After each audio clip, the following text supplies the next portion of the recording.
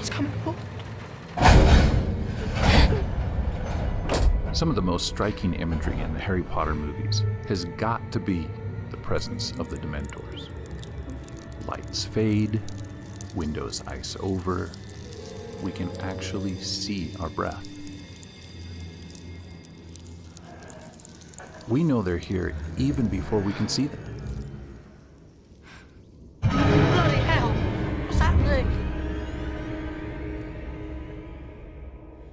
From a mental health perspective, the presence of these creatures could represent those people, places, and situations in our life that cause us to feel a significant negative shift in our brains and nervous systems. In the presence of our emotional Dementors, we can literally feel the shift in our bodies. We begin to feel defective, or ugly, unworthy, shameful. We may feel inadequate and imperfect or not enough. We may feel like we are in actual physical or emotional danger and are no longer safe. It's like all the goodness is being sucked right out of us, draining us of our strength. Those things that trigger us to feel powerless and overwhelmed, these are our mental and emotional Dementors. In the next couple minutes, we're going to explore a skill that can give us a sense of power when emotional Dementors show up in our life.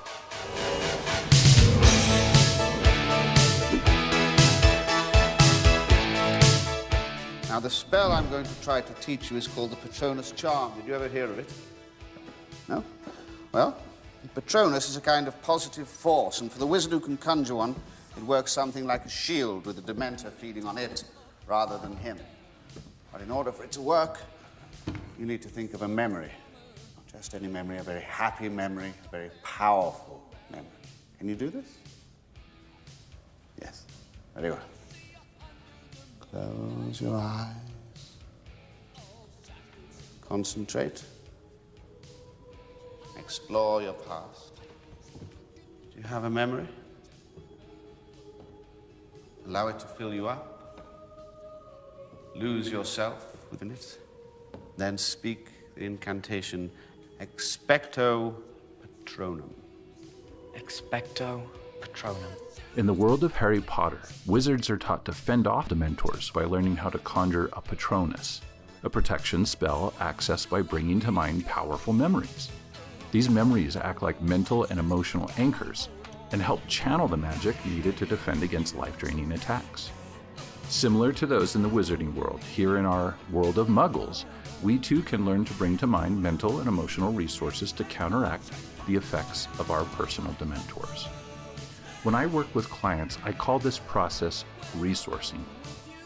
Simply put, it's the act of consciously bringing to mind positive associations stored in our memories and imagination for when we feel weak, unworthy, or unsafe.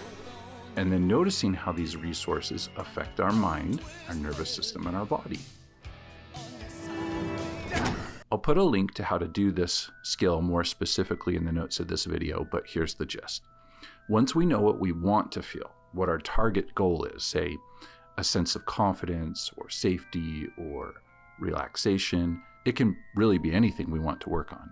We begin to think of where in our memories we might have stored a reference point for that particular feeling, that attribute, or that emotional goal. We ask ourselves questions like, when have I felt safe? When have I felt confident? In whose presence have I felt, say, more self-compassionate? Or in what places have I or could I feel what I want to feel? These resources can take many forms, and like Patroni? I'm not sure what the plural of Patronus is, but like the Patronus, they are individual to us. They can be memories of places or situations that bring about certain positive emotions. They can be people or figures, real or imaginary, which elicit feelings we want to work towards, such as self-confidence, strength, a sense of protection. They can be from movies, TV shows, books, historical figures, or people from pop culture. They can be spiritual figures like Jesus, Buddha, or the Dalai Lama. Or they can be symbolic, like a tree, a mountain, or a beautiful river.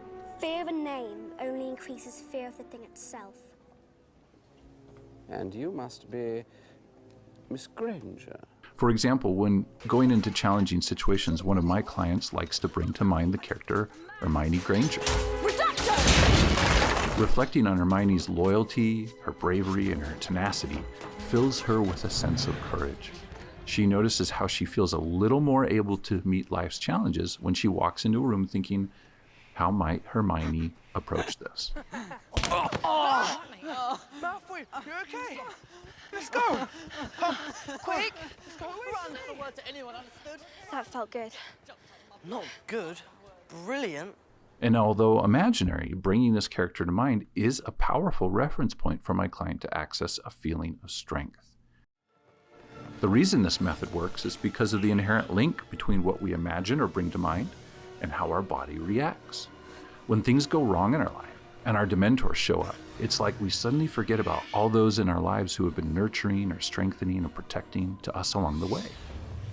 We forget about our past moments of positive growth, learning, and success.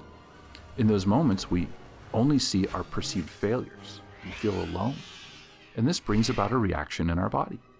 It's like all these good things from our past are suddenly sucked out of us. So resourcing is practicing consciously bringing the goodness back. Make it a powerful memory, the happiest you can remember. Allow it to fill you up. What we find as we practice this skill is that just as learning to conjure a Patronus gives Harry power over his Dementors, practicing this type of mindful visualization can give us resources to process our unhelpful feelings and emotions. We learn to pull this latent power out of the positive memories already stored in our brains to be with us during challenges. As a trauma-informed therapist, I believe memories hold great power. For harm, yes, sure, but also for good. If trauma processing is clearing out all the garbage that the mind has picked up from the past, resourcing is strengthening and developing the good that's already in our memory networks as we look to the future. Now I know what you're thinking. Mike, it's not real. That person or that place of power is not currently with me in this present moment. It feels fake to do this. But something that is important to remember here is that just as our nervous system can be affected negatively by things that are not right there, I mean, this is the very definition of what is happening with anxiety, our nervous system can also benefit from imagining or visualizing powerful resources that aren't right there necessarily in the present moment.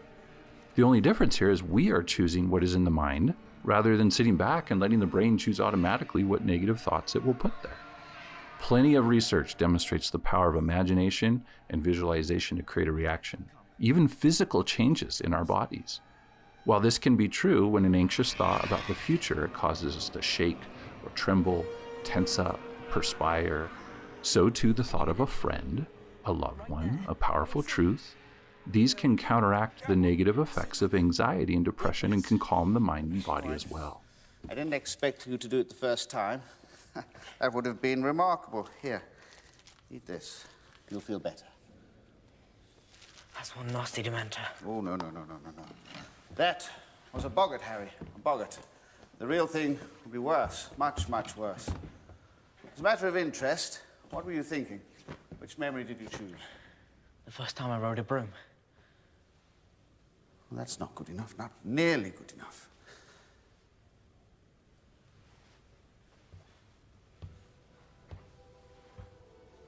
There's another. It's not happy, exactly. Well, it is. It's the happiest I've ever felt. But it's complicated. Is it strong?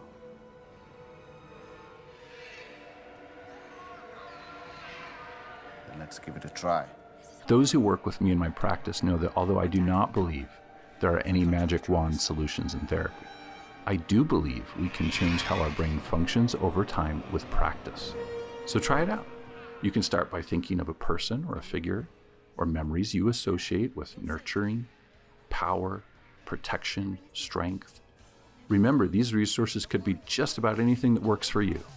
When picturing them, take a moment of mindfulness to feel the nurturing, protecting, and strengthening quality in your body. Notice what you see in your mind's eye and feel in your nervous system. As you practice bringing them to mind, notice how the darkness gives way to light.